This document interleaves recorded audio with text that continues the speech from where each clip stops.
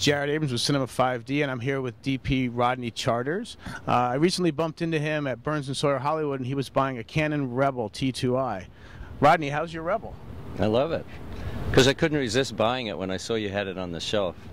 It was the first week, I think, of them being released. But I was curious to see how many of the useful additions were carried over from the 7D. Chip size, of course, is identical, and I think essentially the same electronics and the same image quality as best we can ascertain without doing a very elaborate testing. I'm thrilled with it. It's an 18 megapixel chip, so for the stills enthusiasts, it's a slightly bigger chip. It's lighter, it's more compact. It's lost the topside display, and it makes it narrower than the other one. Feels more like a Hasselblad in a kind of way. Getting towards that kind of extruded, going out the rear kind of concept that the new camera from the Scarlett from Red will ultimately, hopefully, will get hold of. But in the meantime, this camera fills that gap, and for those of us buying glass to put on it, it's quite useful in that I imagine that Elia will be chopping the front off. Although being plastic, it might not go so well as the magnesium body on the 7D.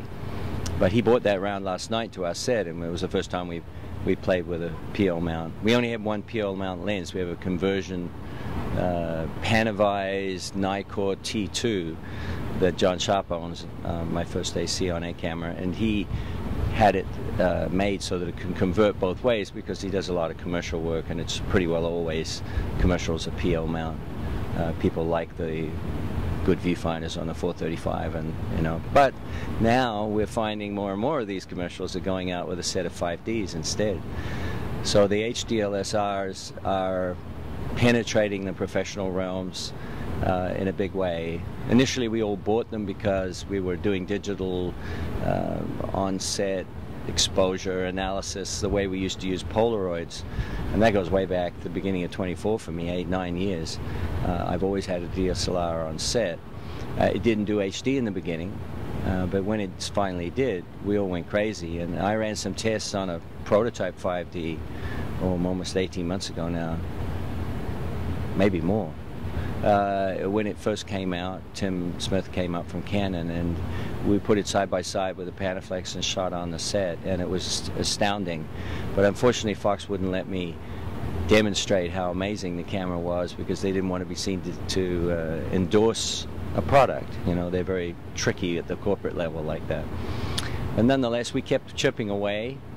We've never really used the 5D on set because it doesn't do 23.98, but the moment the 7D came out, we jumped on it, and I'm not alone. There are many DPs now using, Jeffrey Jur is using it on flash forward for all of their flash forward sequences. They put a squishy lens, a lens baby on it, or they shoot sequences which need a different kind of treatment. But then on the other hand, you have Shane Hurlburt, who's gone full out and is shooting massive epics with the Navy SEALs, using them underwater and helicopters and putting them everywhere that you can put them. There's a great deal of ease about using the camera. It's simple, it's immediate. There's not a big deal with post-processing. The CF cards are very pocket full of them, and away you go.